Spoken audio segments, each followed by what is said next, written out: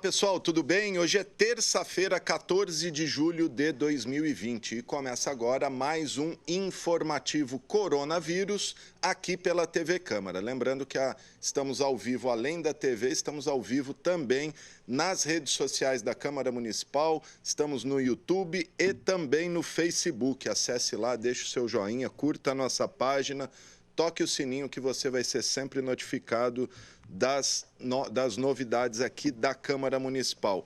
Bom, vamos às atualizações aí dos casos de coronavírus em Rio Preto, feitas em live hoje pela manhã pela gerente da Vigilância Epidemiológica de Rio Preto, a Andréia Negri. Então, até hoje, terça-feira, 14 de julho, são confirmados 4.823 casos positivos da Covid-19 em Rio Preto. Lembrando que ontem eram 4.783 casos. E até o momento temos acumulados aí 140 mortes. 140 mortes confirmadas, 3 nas últimas 24 horas, ontem eram 137.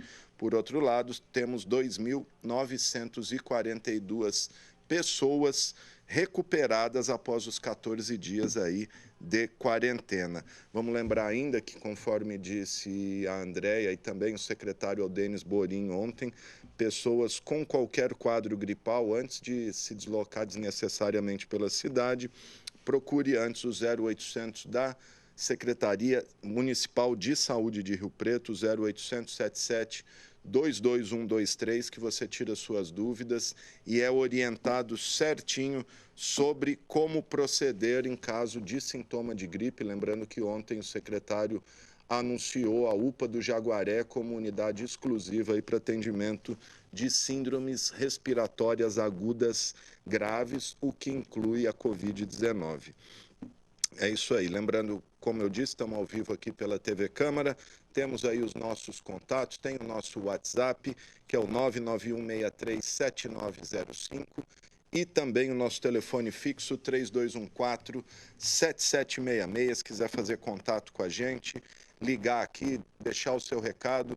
Lembrando que daqui a pouquinho, como seguindo a programação aí da semana dos 30 anos do ECA, daqui a pouquinho a gente vai debater aí com vários especialistas e profissionais das diversas áreas aí do município, né? Assistência social, saúde, educação, etc., debater a primeira infância. Então, se você tiver alguma pergunta, alguma dúvida, quiser fazer alguma colocação sobre a primeira infância, manda sua mensagem aqui para a gente, que daqui a pouquinho a gente entra com o pessoal aí para debater esse assunto. Lembrando que essa semana estamos comemorando os 30 anos do Estatuto da Criança e do Adolescente, um marco aí no desenvolvimento, nas garantias e nos deveres também das crianças e dos adolescentes. Fazer um balanço rápido aqui do coronavírus no planeta, né?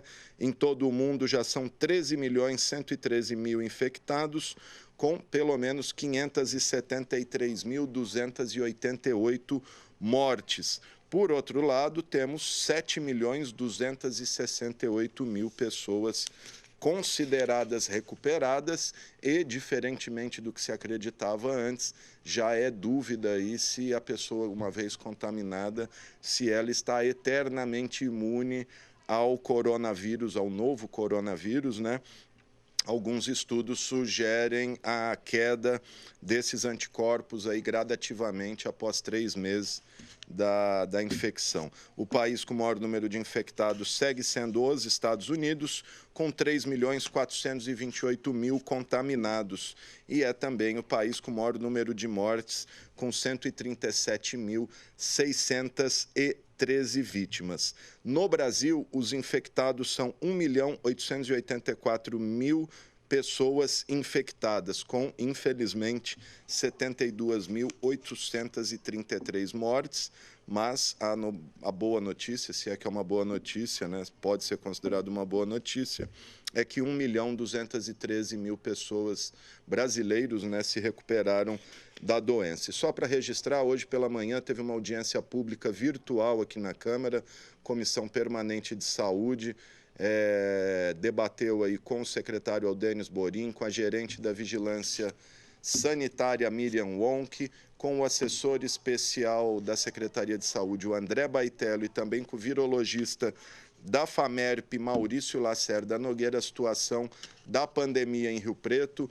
Essa audiência está disponível no nosso site, no riopreto.sp.leg.br, e você também acompanha a reprise dela ao longo da nossa programação. Bom, gente, agora olha só, como é sabido aí, né, a concessão do auxílio emergencial pelo governo federal tem ocasionado uma série de fraudes país afora. É gente que requisita o auxílio sem ter direito, são trabalhadores registrados com renda acima do estipulado aí pela regra, né, renda incompatível. Tivemos casos de militares e até foragidos da justiça sacando aí os R$ 600 que são destinados às pessoas carentes, autônomos, pessoas que estão desempregadas e que passam dificuldade nesse momento. E aqui na região não é diferente. E por isso agora nós vamos conversar com o delegado-chefe da Polícia Federal de Rio Preto, o doutor Cristiano Pádua da Silva, que chegou a Rio Preto aí há menos de 15 dias, tomou posse dia 1º de julho, ele que era delegado titular-chefe lá em Jales. Então, o delegado doutor Cristiano está aqui no Zoom com a gente. Agradeço ao doutor e desejo boas-vindas aí, que sua vinda a Rio Preto seja frutífera. Obrigado, viu, doutor? Agradeço aí a oportunidade, as boas-vindas, Alexandre. Inclusive, vamos falar aí de um assunto realmente bem importante com relação às fraudes no saque do auxílio emergencial. É importante dizer que aí a gente tem duas vertentes, né? Tem organizações criminosas que estão voltadas ao cometimento dessas fraudes, e aí por meio de falsificação de documentos, utilização de nomes de pessoas que inclusive já faleceram.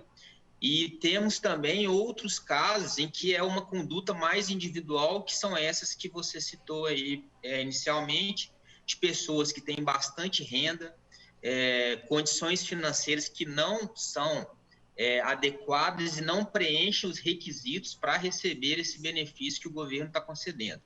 Então, aqui na Polícia Federal de Rio Preto, inclusive, nós já temos algumas investigações que estão em andamento, que está demonstrado isso. Pessoas com carros importados, que moram em mansões aí e solicitando esse benefício, e as investigações já estão em andamento.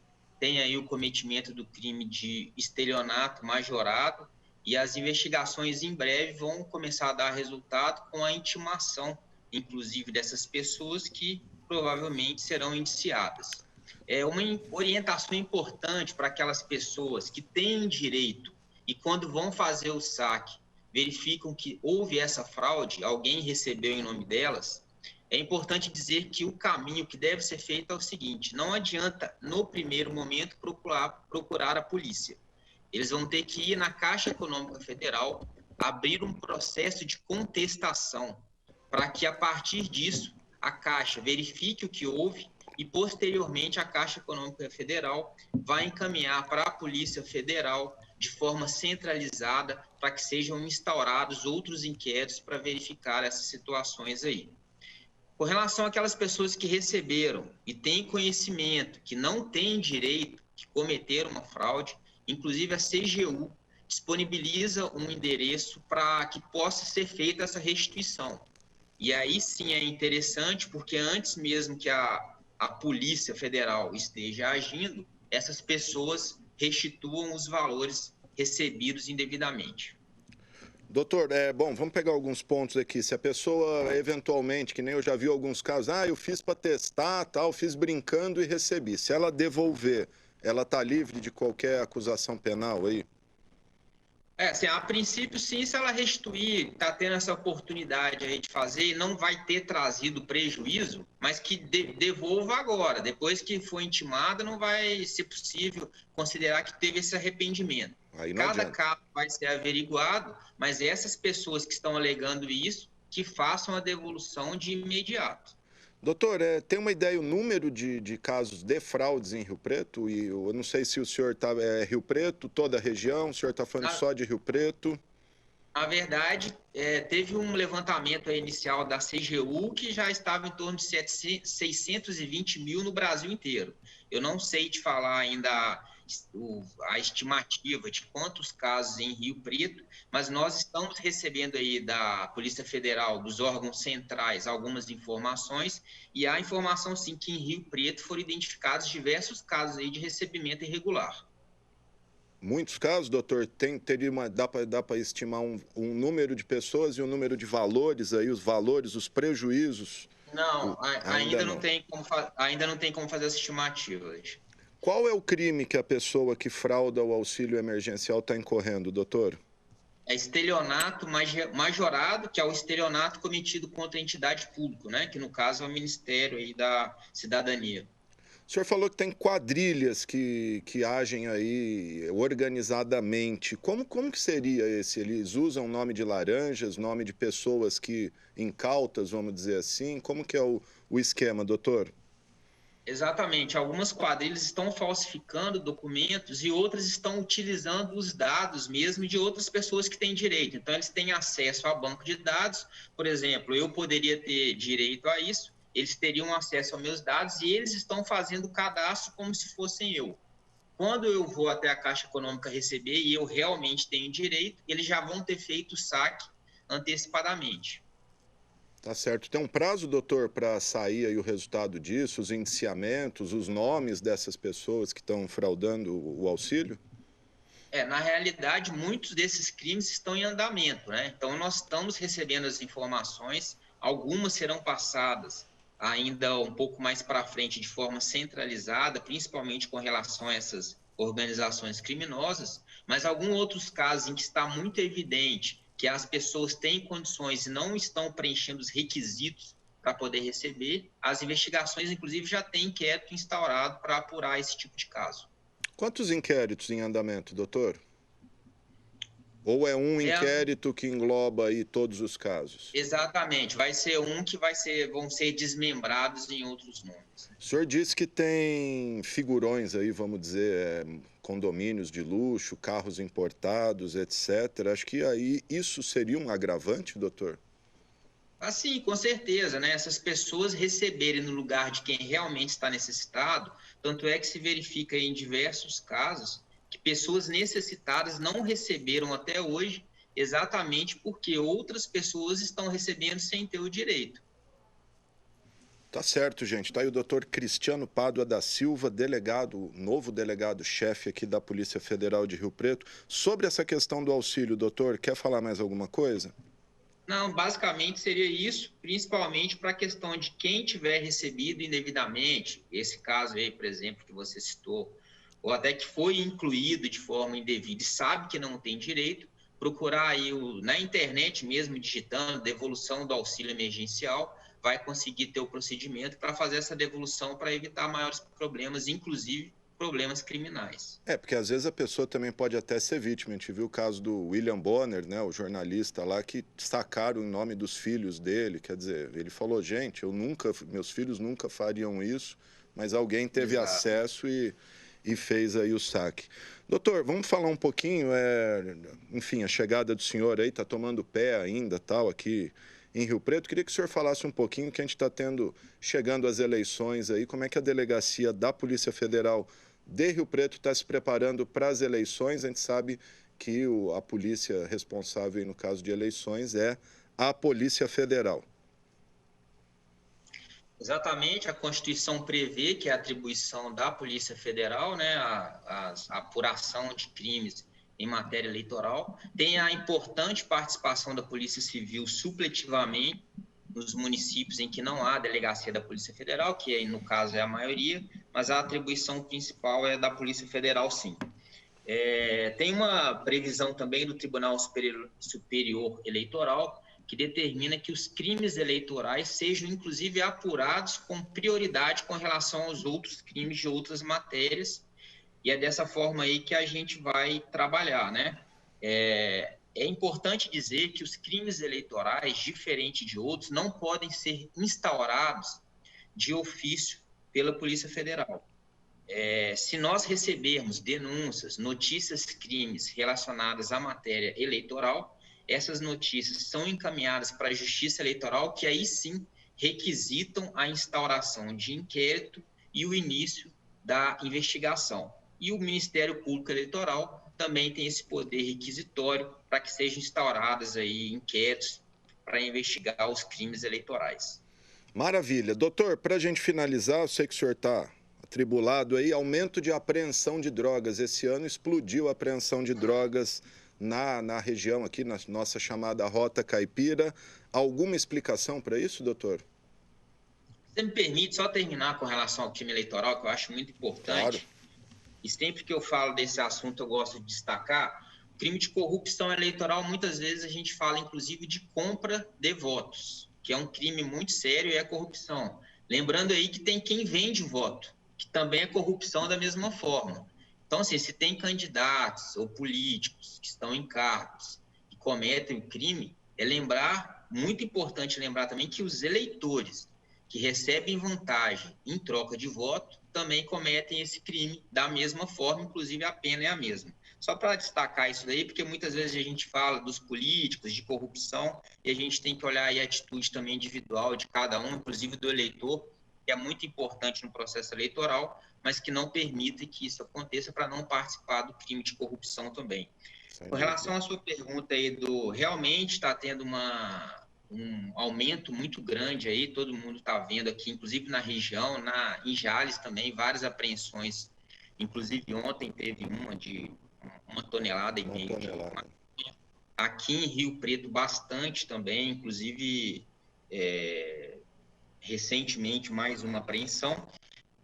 Uma das possibilidades que está acontecendo é que aqueles que estavam fazendo contrabando de cigarros estão aproveitando a rota e como é feito, mas para utilizar também por meio de drogas. E a gente acredita que os criminosos e os traficantes estão considerando que, em razão da pandemia, talvez tenha um afrouxamento aí da fiscalização, que na verdade não aconteceu. Os órgãos policiais são essenciais, não pararam e não vão parar. Apesar das dificuldades, dos riscos que existem aí, o que está havendo também não vai ser permitido que esse momento aí difícil para todo mundo facilite, né, esse tipo de crime que também é muito grave, traz diversos prejuízos aí para as famílias, como a gente sabe.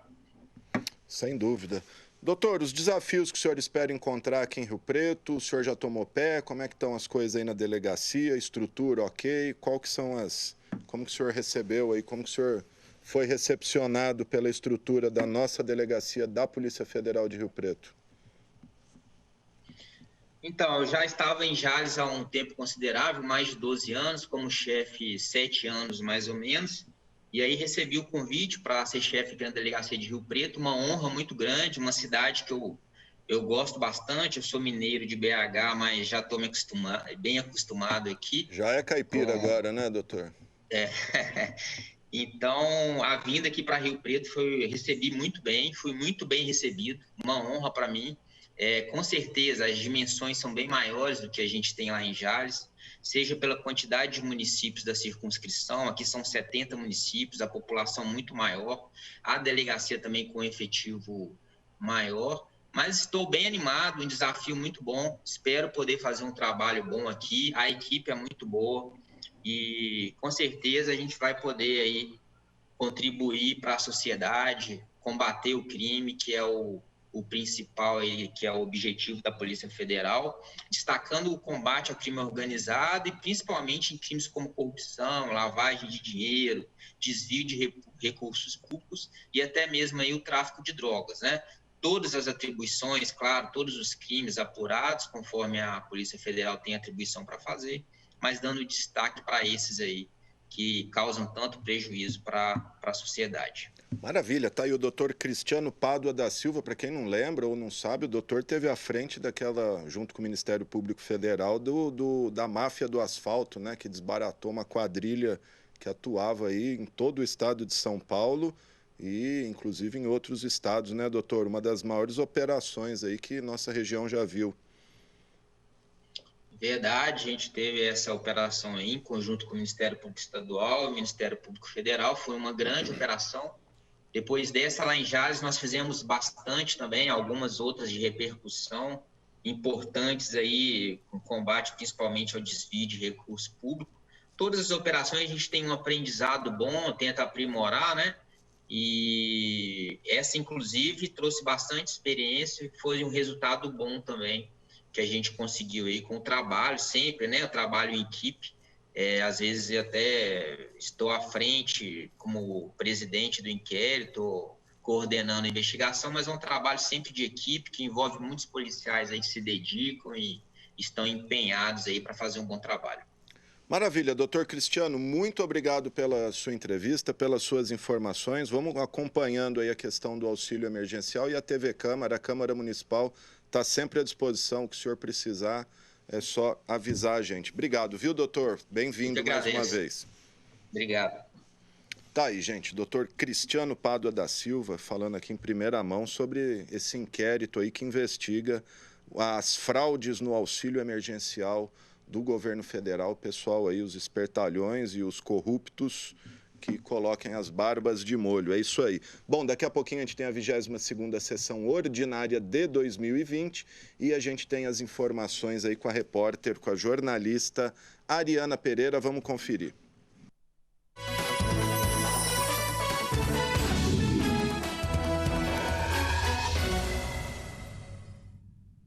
Olá, você que nos acompanha aqui pela TV Câmara. O Legislativo de São José do Rio Preto realiza nesta terça-feira, dia 14 de julho, às 17 horas, a 22ª sessão ordinária de 2020. Estão em discussão 8 propostas, 2 delas em regime de urgência especial. Os 2 projetos discutidos quanto à legalidade e o mérito são os que dispõem sobre a oferta e as formas de fixação de preços de combustíveis na cidade, do vereador Jean Dornelas, e o que altera os artigos 2º e 3º da Lei 13.428, que trata do procedimento de combate a vetores epidemiológicos localizados em imóveis não utilizados, não habitados, abandonados ou que, embora contenham edificações iniciadas, estejam elas demolidas, semidemolidas ou paralisadas, do vereador Celso Luiz de Oliveira Peixão. As outras propostas que passam por análise nesta terça-feira são as seguintes: altera o artigo 2º da Lei 9.563, estendendo para 20 anos a data de fabricação máxima para veículos de transporte escolar, do vereador Anderson Branco, em segunda discussão. Institui a cobrança de taxa de embarque de passageiros no município a cargo da IMURB, do Executivo, em primeira discussão. A criação do Conselho Municipal de Turismo, que também é do Executivo e está em primeira discussão. Ensino de higiene pessoal nas escolas da rede municipal, do vereador Celso Luiz de Oliveira Peixão, em segunda discussão. A regulamentação municipal para a Lei Federal 9.605, que dispõe sobre a atuação do Departamento de Fiscalização Ambiental, que é da vereadora Cláudia de Júlio, em primeira discussão. E a utilidade pública da Comunidade Terapêutica Suriel, de autoria do vereador Renato Pupo, também em primeira discussão. A sessão tem transmissão ao vivo pela TV Câmara, no canal 4 da NET, e 28.2 em sinal aberto digital, e também pela Rádio Educativa FM. Os vereadores participam dessa sessão em sistema de reunião online e a Câmara permanece fechada ao público devido à pandemia do novo coronavírus. Ariana Pereira para a TV Câmara, o canal do Legislativo.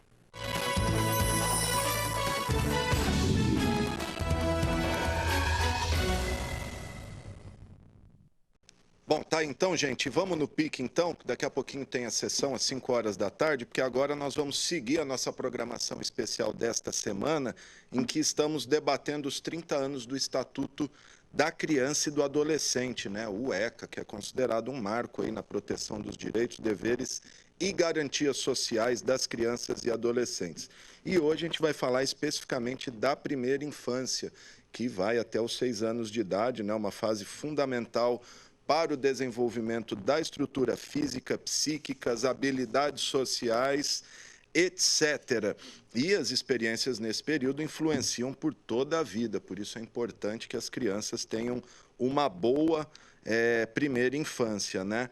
E para debater esse assunto aqui com a gente, tem vários desdobramentos aí, a gente está aqui numa sala do Zoom com a professora doutora da Unesp, Fernanda Mota de Paula Rezende, ela que também é integrante do Conselho Municipal da Criança e do Adolescente, a pediatra Andréia Zocal Mingotti, que é gerente da saúde da criança e do adolescente, a Mariana Pugliese Barbosa, coordenadora da Proteção Social Básica, a Leandra Herrera, coordenadora pedagógica da Secretaria de Educação, a Ana Paula Santana, terapeuta ocupacional da Associação Renascer, representando aí a sociedade civil, e a Elisângela Falanque, conselheira tutelar Sul.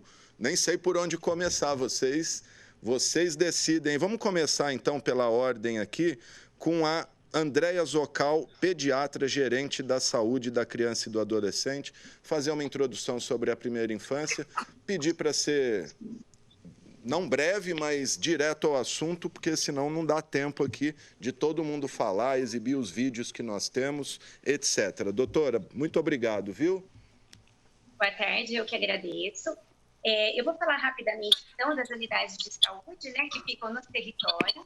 Elas são a porta de entrada do usuário, onde são realizadas no conjunto as ações de saúde, né? Então, assim, tanto no âmbito individual como no coletivo, que abrange a promoção e a proteção da saúde, a prevenção de agravos, vacinação, avaliação nutricional, diagnóstico, tratamento, atenção à saúde mental, reabilitação, redução de danos, manutenção da saúde, com o objetivo de promover uma atenção integral à saúde da criança e do adolescente. Desde o pré-natal, né, a gestante, para que ela tenha um pré-natal de qualidade, consequentemente o nascimento de um bebê saudável. A gente tem inserida nas maternidades uma enfermeira que ela faz toda a orientação sobre o aleitamento materno, e ela também já agenda a primeira consulta desse recém-nascido desde a alta para a primeira consulta da unidade básica de saúde. Na consulta de acompanhamento, o pediatra, ele acompanha... Doutora, só um minutinho, deixa eu pedir para as outras debatedoras, se enquanto uma fala, se as outras podem fechar o microfone, porque senão o som fica reverberando e fica de difícil compreensão. Aí, acho que agora sim, agora vai melhorar. Vamos lá, doutora. Tá. Então, assim, o objetivo, na verdade, é garantir a saúde integral da criança e do adolescente, né? Então, assim, desde o pré-natal, a gente já se preocupa com esse bebê, né, na barriga. Então, a gente quer que tenha um pré-natal de qualidade, uma assistência de qualidade, para depois esse bebê, no nascimento, nascer um bebê saudável. A gente tem nas maternidades uma enfermeira que ela já faz todo o aconselhamento e orientação ao aleitamento materno, e ela já agenda a primeira consulta do bebê na alta, já sai com essa primeira consulta agendada. Nas consultas de puericultura que são realizadas nas unidades de saúde, os pediatras eles vão acompanhar o desenvolvimento neuropsicomotor do bebê, o desenvolvimento ponderostatural, peso, altura, status adequado, né? Orientar a vacinação, orientar o aleitamento materno, orientar sobre o banco de leite humano, vai encaminhar os grupos de educação alimentar, grupos de bebê clínica, que é aquele que faz toda a prevenção, né, de higiene do bebê até 4 anos de idade, tá? Em caso de faltosas as consultas, tanto a gestante como os bebês, a unidade ela faz uma busca ativa, né, principalmente nesses prioritários, recém-nascido de risco e tudo mais, para poder remarcar essa consulta e a gente garantir esse acompanhamento. Nós temos 27 unidades básicas de saúde, onde a gente realiza um trabalho de equipe multiprofissional, né, social, psicóloga, enfermeira, pediatra, assistente social, nutricionista, dentista e alguns outros, né? E para atender a criança de forma integral. Dessa maneira, a gente acompanha e organiza os fluxos dos usuários entre os diversos pontos de atenção, de rede, né? E aí, quando necessário, são feitos encaminhamentos aos especialistas, realização de exames. Então, assim, dessa forma, a gente consegue garantir o acesso à saúde, que é um direito de todos, tá? A gente fez alguns vídeos, se for possível passar alguma coisa, Alexandre, sobre os programas de apoio ao desenvolvimento infantil. Sim, a gente está com os vídeos aqui. Deixa eu ouvir todas primeiro, para fazer uma introdução rápida, todo mundo. Aí, na sequência, a gente vai jogando os vídeos aos pouquinhos. Tem uns vídeos bacanas aqui. Tem a Michela Barcelos, a Simone Seco, a Adriana Ferreira, a Andréia Paz e a Ana Prank, falando cada uma aí da sua área. Bom, deixa eu ouvir agora a professora doutora Fernanda Mota de Paula Rezende, que é também do Conselho Municipal da Criança e do Adolescente, para ela falar sobre a universalização da educação na primeira infância. Cadê a doutora Fernanda? Não está aí? Não tá? Então vamos passar para Mariana Pugliese Barbosa, coordenadora da Proteção Social Básica, falar da proteção da criança na primeira infância. Mariana. Boa tarde, muito obrigada. Eu acho que, primeiramente, para falar da proteção social, né, da assistência social, eu acho que é importante a gente dizer que a assistência social ela tem sua centralidade na família, então, com a oferta de ações no sentido de apoiar as famílias, né, na sua função protetiva, né? Essa oferta do Estado junto às famílias nesse apoio. E aí a assistência ela tem, então, provisões objetivas, que são os programas, né, de transferência de renda e os benefícios, e relacionais, que são os serviços, né, que atuam, então, na prevenção e na promoção dos direitos. Então, especificamente sobre a primeira infância, no campo mais objetivo, né, dos benefícios, a gente tem o programa Bolsa Família, que atende a família como um todo, mas que tem um benefício variável, que ele é específico para a gestante, para a nutriz, né? Considerando, então, a importância, né, dessa suplementação de renda nessa fase do desenvolvimento do bebê, que já começa com a gestação, né? E a importância do aleitamento materno nos 6 primeiros meses. Então, da nutriz ter essa garantia de renda. Nós também temos o programa Viva Leite, que é um programa estadual com fornecimento de leite, né, para crianças de 6 meses a 5 anos e 11 meses. Esse é um programa estadual, né, como eu já disse, e que oferta até 15 litros de leite por criança, também considerando, né, a importância de leite, né, nessa primeira fase, né, da primeira infância.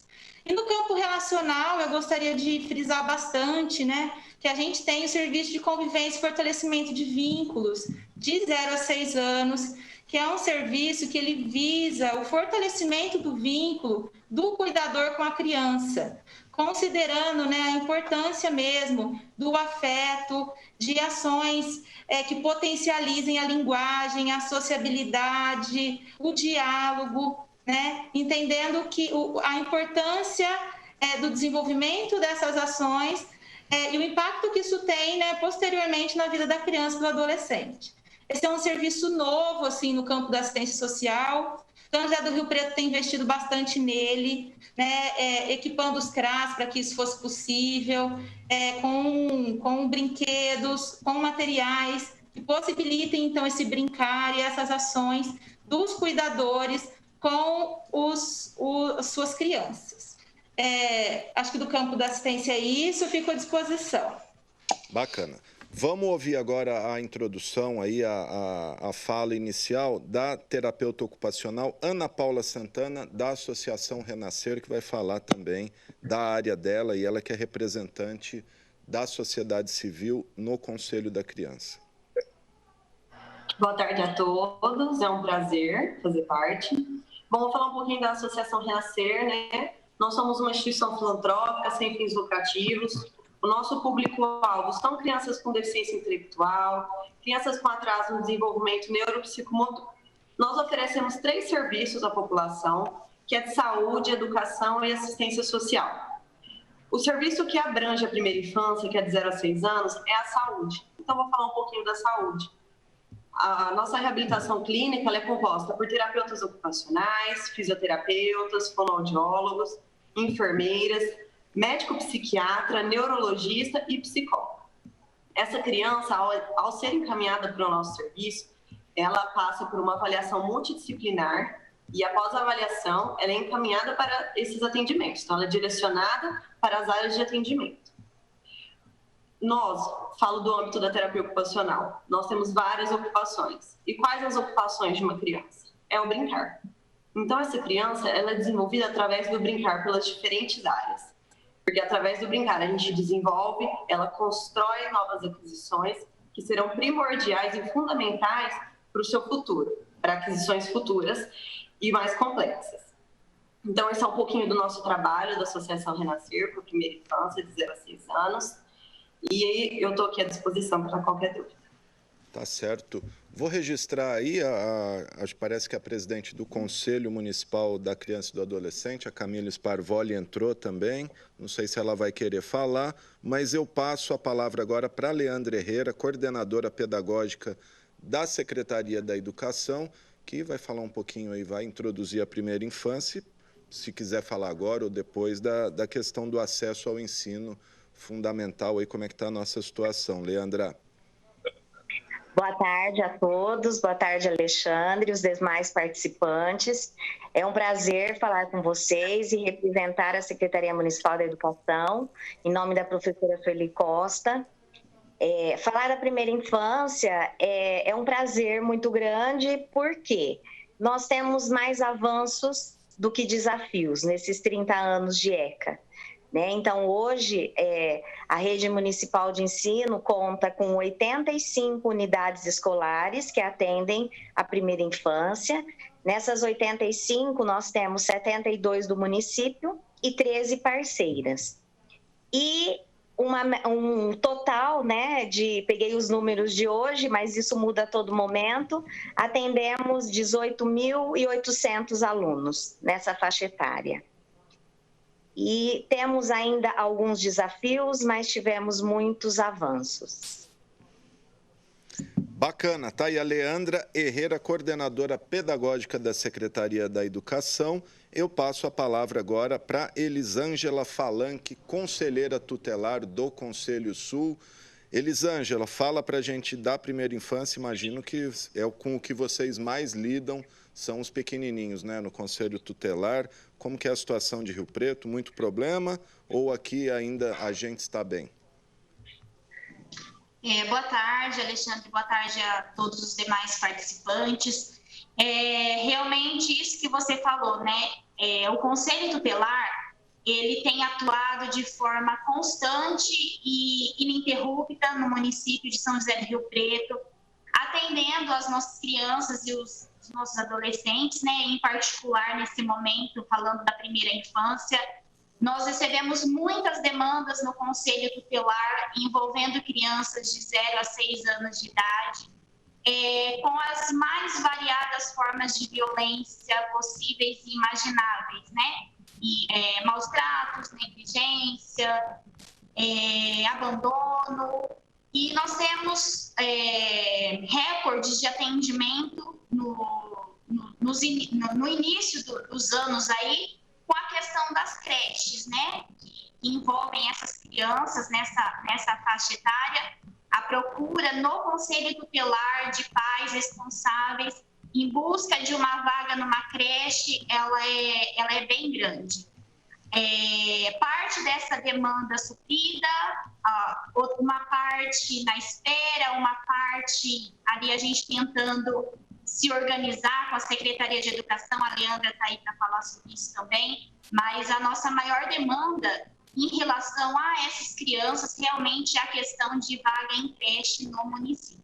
E o Conselho Tutelar, ele atua no direito da criança, na garantia desse direito, na defesa, quando esse direito ele é violado pelo pai, pelo responsável, pelo familiar, ou ele é violado até mesmo pelo Estado, Então, a gente está aí em busca dessa garantia do direito dessa criança, em especial nesse momento, nessa criança de 0 a 6 anos de idade. Bacana. Elisângela Falanque, a conselheira tutelar, Conselho Sul. Daqui a pouquinho a gente volta a falar aí de mais situações envolvendo o Conselho, porque agora a gente ouve, então, por fim, a Fernanda Mota de Paula Rezende, ela que é professora da Unesp e também representante do Conselho Municipal da Criança e do Adolescente. Fala para a gente, doutora Fernanda, sobre a educação, a importância da educação na primeira infância.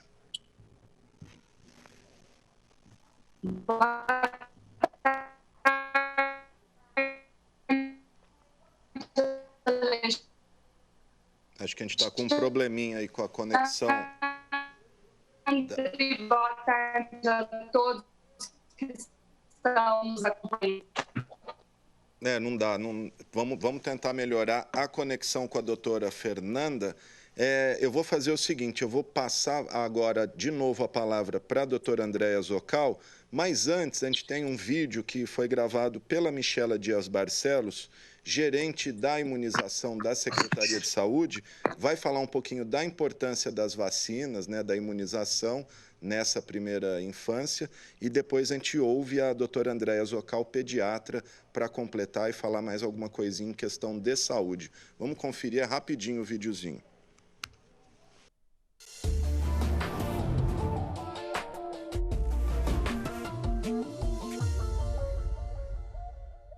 Nestes 30 anos de ECA, nós temos que comemorar todas as conquistas alcançadas, mas também temos que refletir que muita coisa ainda precisa ser feita para garantir o direito à vida e à saúde de crianças e adolescentes. Quando falamos do direito à saúde, não podemos esquecer de um aspecto muito importante, que é a imunização. As vacinas são consideradas uma das grandes conquistas da humanidade e graças a esses produtos que são seguros e eficazes, muitas doenças foram erradicadas, eliminadas e controladas. Infelizmente, nos últimos anos, quedas nas coberturas vacinais estão ocorrendo não só no Brasil, mas no mundo todo. Os fatores que contribuem para essa queda nas coberturas vacinais são diversos. Desde fake news, medo de eventos adversos, movimento anti-vacina, descrença na importância das vacinas e também muita falta de informação, de acreditar que como essas doenças estão controladas, não é mais necessário vacinar.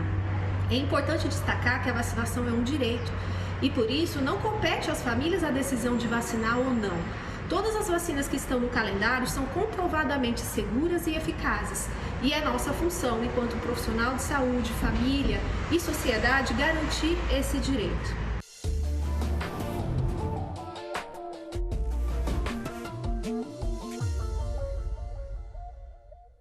Legal, gente. Tá aí a importância das vacinas, então, segundo a Michelle. E aproveitando um gancho importante que ela falou, que são as fake news e os movimentos anti-vacinas, queria repercutir essa fala dela com a doutora Andréa Zocal, que é pediatra e sabe da importância das vacinas, e a gente tem visto aí um movimento muito forte contra a vacina, o que ressuscitou, inclusive, o sarampo recentemente. Doutora Andréa, fala também para a gente aí da importância da vacinação na primeira infância, na prevenção aí de várias doenças, né?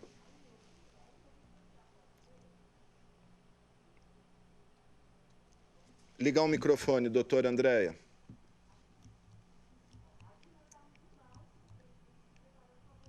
Elas são extremamente importantes porque, assim, elas garantem a proteção de várias doenças que são muito graves, entendeu? E que, assim, com a vacina, a gente conseguiu, através de anos e anos, a ter essa proteção e, por exemplo, a meningite por hemófilos, praticamente a gente não vê mais hoje, né? E, assim, antigamente, ela deixava sequelas seríssimas.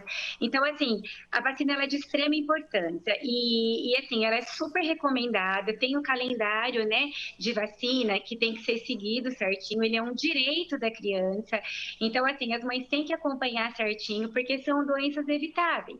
E o sarampo foi exatamente isso, um exemplo, né, entendeu? Que voltou novamente, é uma doença que a gente já tinha erradicado do Brasil. Então, assim, é muito triste. Então, agora a gente está aí na luta, esperando sair a vacina para o Covid, todo mundo desesperado, mas depois, quando sai a vacina, todo mundo esquece da importância dela, né? Então, eu acho que tem que ter essa visão, tem que fazer o acompanhamento com o pediatra certinho para ele estar orientando e não deixar atrasar as vacinas, para a gente garantir realmente, né, a saúde desse bebê, dessa criança, desse adolescente, desse idoso, todos os ciclos de vida realmente, né, para a gente conseguir que tenha um sucesso no tratamento, na qualidade de vida de todos. Doutora, rapidinho para eu passar agora para a doutora Fernanda, mas antes, rapidinho, em que ponto aí da história, em que esquina da vida que aconteceu essa mudança das pessoas se revoltarem contra a vacina? A gente vê agora em rede social todo mundo aí dizendo que não vai tomar a vacina do coronavírus, porque é feito na China.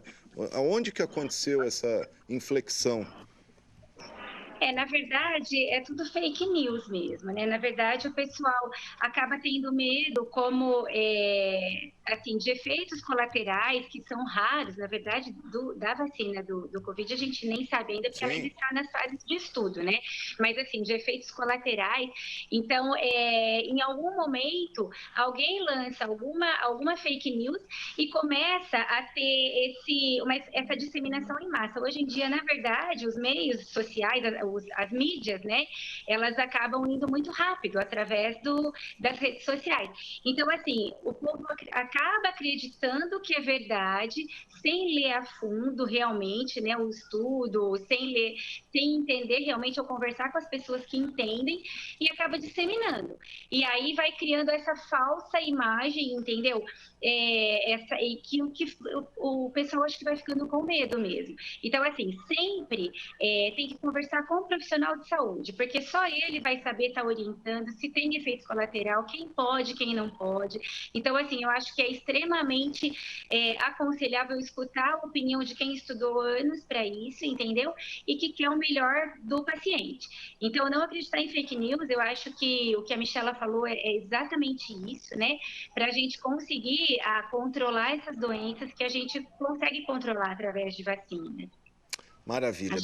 Deixa eu passar então para a doutora Fernanda Mota de Paula Rezende. Vamos ver se agora a conexão está legal. Fernanda, fala para a gente a importância da educação na primeira infância e se a gente atingiu já a meta de universalização aí de acesso ao ensino fundamental, principalmente à creche. A conselheira já disse que não, mas queria ouvir a senhora. Boa tarde, Alexandre. Opa, agora sim. Pode falar, está perfeito. Boa tarde, Alexandre. Boa tarde a todos que estão nos ouvindo agora, né? Eu sou representante da Unesp no Conselho Municipal da Criança e do Adolescente. É um conselho participativo que propicia aí a participação do poder público e também da sociedade civil. Né? Gostaria de destacar, né, que essa oferta, né, de vagas em creche, ela é algo essencial, né, e até mesmo está sinalizado no Plano Municipal, né, para a Infância e Adolescência, que foi apresentado este ano, né, para o município de São José do Rio Preto, essa demanda por ampliação das creches. Né? Então, acredito que, como foi um plano intersetorial envolvendo as secretarias de assistência, esporte, lazer, cultura e educação, né, que nós vamos ter aí uma análise e um tempo, né, de formulação e implementação para que se possa preparar, né, o município e o sistema municipal de ensino, né, para ofertar essa ampliação das vagas. Né? Agora, a nossa preocupação atualmente, né, principalmente agora em tempos de pandemia, é assegurar, né, a educação dessas crianças, né, as crianças em fase, né, da primeira infância, que são as crianças de 0 a 6 anos, né, que elas continuem tendo acesso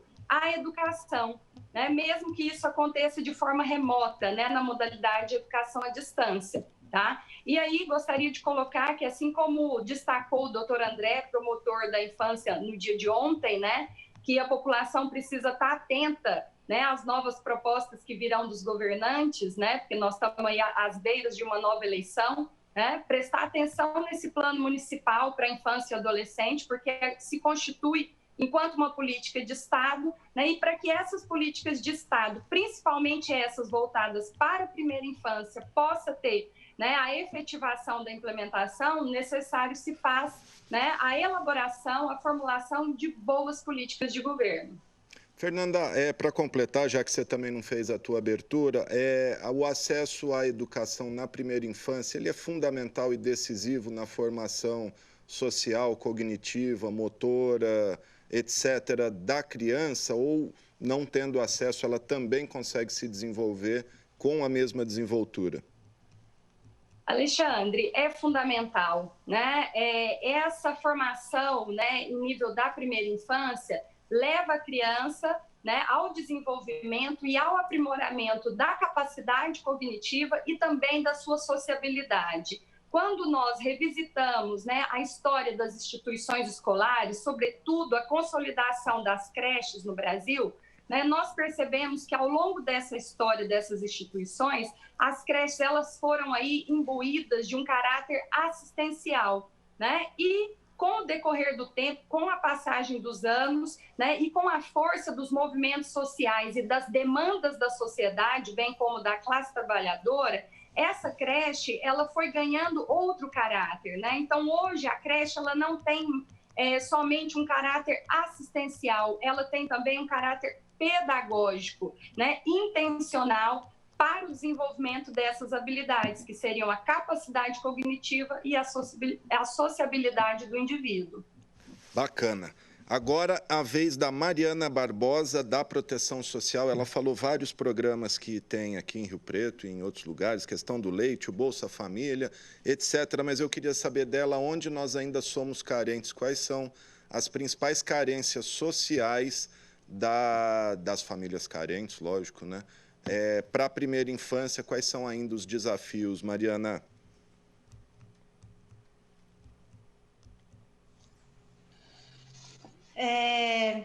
Eu acho que um grande desafio que a gente tem atualmente é realmente esse enfoque na importância do relacional para essa fase do desenvolvimento. Eu acho que, como as colegas colocaram, esse estímulo à linguagem, ao cognitivo, à sociabilidade, ele é tão importante quanto os incentivos de forma mais objetiva que nós temos, né? Então, a proteção nessa faixa etária, ela gera seguranças para essa criança que vão acarretar, vão se refletir, né, ao longo de todo o seu desenvolvimento.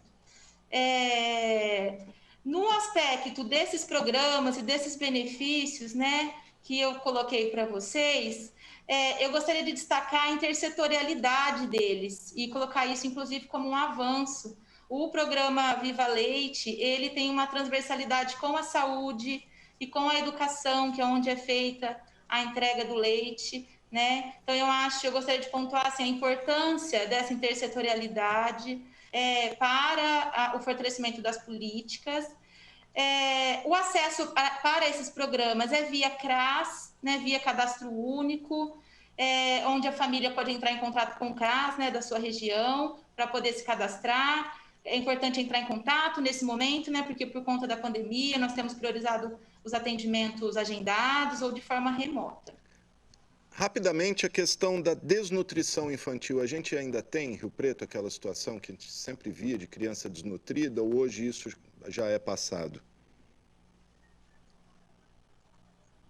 Bom, enquanto assistência social, eu posso dizer que a situação de vulnerabilidade, né, socioeconômica, ela se reflete, né, em todas as faixas etárias, inclusive na primeira infância. Mas nós observamos a atuação das políticas, inclusive junto, né, com a política de saúde, de uma forma muito eficiente nesse sentido. Existe todo um monitoramento, um acompanhamento. Como eu citei o programa Bolsa Família, uma das condicionalidades desse programa é a pesagem para que, junto com a transferência de renda, haja a garantia de acesso às políticas. Então, tanto a política de educação, existe um acompanhamento de frequência escolar, quanto da política de saúde, né? Então, eu observo que, claro que a insegurança alimentar ainda é um desafio, eu acho que para o Brasil como um todo, mas eu vejo muitos avanços aqui no município, inclusive por conta dessa intersetorialidade. Queria pontuar também que hoje, nas 10 regiões de São José do Rio Preto, existem reuniões mensais que acontecem entre as diversas políticas públicas, inclusive com a participação da sociedade civil. Essas reuniões, elas têm representantes das diferentes políticas e tem um representante que faz a articulação dessas demandas com a administração, né, com a gestão. Então, elas têm trazido bastante resultado, né, que a gente... frente, né, a importância mesmo dessa união das políticas para a garantia do direito, né? A mesma criança que nós atendemos é a criança que passa pelo conselho tutelar, que passa pela creche. Então, também acho que seria muito importante pontuar isso como um avanço recente, né, aqui do município. Ok, deixa só eu falar para vocês, a gente tem mais 5 minutos, que daqui 5 horas começa a sessão ordinária, mas também já fica o convite, se a gente tiver que fazer, voltar, debater isso amanhã, quarta, quinta-feira, já tá acertado. Eu recebo uma pergunta aqui de uma ouvinte, a Heloísa, ela pergunta o seguinte: a presença da mãe é fundamental na formação da criança até os 3 anos, ou melhor seria a vida inteira? Aí ela fala, não há carência em projetos com a participação dos pais, esporte, culinária, artesanato, etc. Não sei quem pode responder, a Leandra, talvez?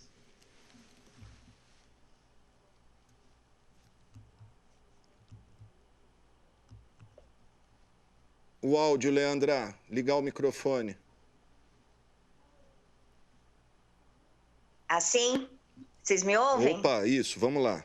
Aí, olha, respondendo à pergunta da ouvinte, assim, a participação dos pais na primeira infância ou em qualquer outra idade da criança é fundamental. A vantagem da criança estar numa creche nesse período é que ela vai ser mais autônoma, ela vai interagir com outras crianças, e aí tudo isso faz parte de um processo de desenvolvimento social e cognitivo, como a professora Fernanda disse. Então, é muito importante. E como ela disse também, há um tempo atrás, aí, na década de final dos anos 70, essa educação na creche, seja na creche ou na segunda etapa, ela foi muito estudada. Nós temos muitas pesquisas. Ai, caiu. Caiu aí? Desculpa aí, voltei. Tá, vamos lá. Nós temos muito estudo, porque antes a criança ela era tratada como um mini adulto, né? Um ser passivo, onde o protagonista não era a criança, eram os adultos. E hoje não, hoje a criança é protagonista do próprio desenvolvimento. Então, mãe, o ensino de 0 a 3 anos, ele não é obrigatório, ele passa a ser obrigatório dos 4 anos para frente. Mas isso não quer dizer que a criança não tenha o direito e não seja importante. Bacana, gente. Antes de eu passar, eu vou querer ouvir a Elisângela Falanque, do Conselho Tutelar, mas antes a gente vai ouvir o vídeo que a psicóloga Adriana Ferreira, da Vigilância em Violências, mandou para a gente, e aí na sequência a gente ouve, que é do mesmo tema, e Conselho Tutelar, a gente ouve a Elisângela Falanque. Vamos lá.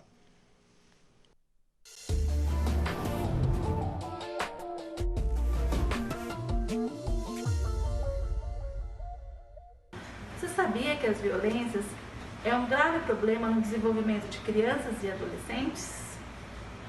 Você sabia que podemos resolver conflitos sem usar a violência? Nosso cotidiano é desafiador e nos coloca em situações que recorremos ao uso da violência. Muitas vezes porque repetimos os comportamentos dos nossos pais, dos nossos avós. Mas saiba que somos capazes de ter habilidades, de ter atitudes, linguagem e comportamentos não violentos, baseado na negociação, no diálogo, na argumentação e na cooperação entre você e o outro. Se você sentir que precisa de ajuda ou identificar alguém que necessita de ajuda, procure na comunidade os CRAS, as UBSs ou as escolas.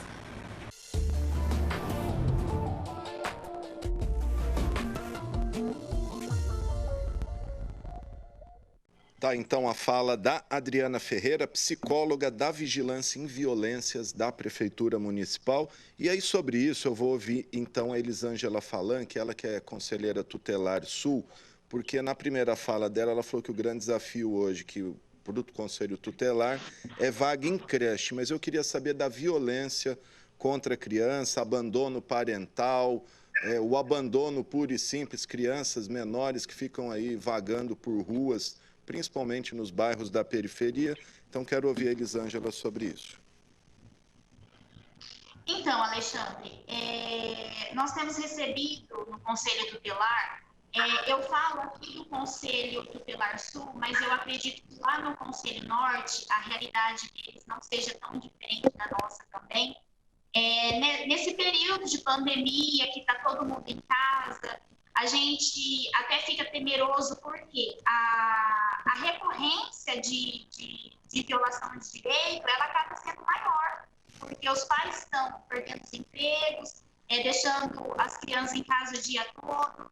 Então, nós recebemos muitas denúncias de maus tratos, de abandono também, porque aquele pai que ele não deixou de trabalhar, não tem a escola, não tem quem cuida, e aí a criança acaba ficando sozinha em casa. Então, nós também estamos recebendo esse tipo de denúncia. E eu gostaria de deixar claro que, apesar dos serviços todos estarem reduzidos, o Conselho Tutelar, ele não parou. Nesse período, nós estamos trabalhando 24 horas por dia, nós recebemos as denúncias, se tiver que ser feita a averiguação lá no endereço, a gente vai, claro, com todos os cuidados, né, possíveis, mas nós vamos lá para ver a situação dessa criança, só que, infelizmente, nós temos recebido denúncias agora nessa pandemia, por conta disso, né, dos pais estarem mais preocupados com a situação, deixando essas crianças em casa, às vezes desconta-se o estresse na criança, isso acaba o quê? Trazendo para o Conselho Tutelar uma denúncia também, só que todas elas estão sendo averiguadas e estamos fazendo os encaminhamentos aos serviços competentes, aí o CREAS, o CRAS, a rede de ensino. Maravilha. Bom, gente, como eu disse, 5 horas a gente tem a sessão ordinária, mas como a gente ainda está lá nos preparativos, a gente tem mais alguns minutinhos, então eu acho que dá para fazer uma rodada de considerações finais. Rapidinho, eu vou pedir, por gentileza, eu vou pedir para a Ana Paula Santana, que só falou na abertura, para ela falar mais aí um pouquinho, o que ela quiser, principalmente em relação aí ao cuidado com crianças que precisam de reabilitação, de cuidados especiais, ela que é da Renascer também. Ana? Sim, as crianças que chegam até nós com atraso no desenvolvimento neuropsicomotor, elas têm diversas dificuldades em várias áreas, como vocês citaram, né? As áreas comportamentais, cognitivas, sensório-motoras, né? E todas essas áreas são extremamente importantes para que essa criança tenha marcos iniciais. A mãe que perguntou se a presença da mãe é fundamental, é extremamente fundamental, né? Só completando o que a minha colega disse, porque a aprendizagem dessa criança, ela é fortemente influenciada por todo o meio onde a criança se encontra e o qual ela interage. Então, essa criança interage na creche com outros coleguinhas, com a professora, mas é extremamente importante que esse estímulo continue em casa com a mãe, com os pais e os demais familiares. Muito obrigado, Ana Paula Santana, terapeuta ocupacional da Associação Renascer. Passar para a Leandra Herrera fazer a consideração final dela. Leandra.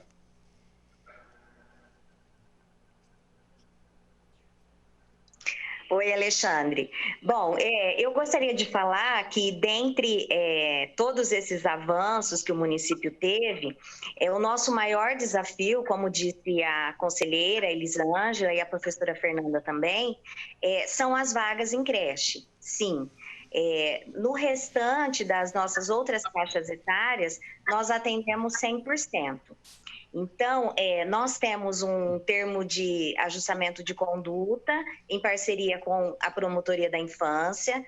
Nós temos também no Plano Nacional de Educação a meta de atender, no Brasil inteiro, de atender 50%. Nós atendemos muito mais, nós estamos além. É 2024, então, assim, né, Leandra, essa 2024, meta? Isso, é 2024. Nós atendemos bastante.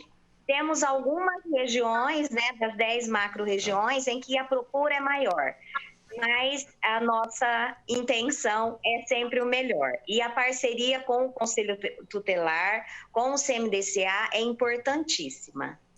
Tá certo, gente. Ó, eu agradeço vocês. Infelizmente, eu vou ter que encerrar, porque estão gritando aqui na minha orelha que o presidente da Câmara quer dar início à sessão. Eu agradeço vocês. Se quiserem repetir a dose ao longo dessa semana, estão todas novamente convidadas. Agradeço a Camila aí também por ter organizado o pessoal. Parabéns pelo trabalho, gente. Até mais. É isso aí, gente. A gente encerra aqui o informativo Coronavírus desta terça-feira. Tivemos o trabalho do cinegrafista Wagner Bueno, do controle mestre Eduardo Máximo, GC e produção Renata Arantes, Maristela Caus e operador de áudio Israel Heleno de Castro. A gente volta amanhã às 4h da tarde com mais informações para você. A gente termina rapidinho em homenagem à primeira infância. O que é que tem na sopa do neném aí do Palavra Cantada. Que tem na sopa do neném? Que tem na sopa do neném? Será que tem espinafre? Será que tem tomate? Será que tem feijão? Será que tem agrião? É 1, é 2, é 3. Que tem na sopa do neném? Que tem na sopa do neném? Será que tem farinha? Será que tem balinha?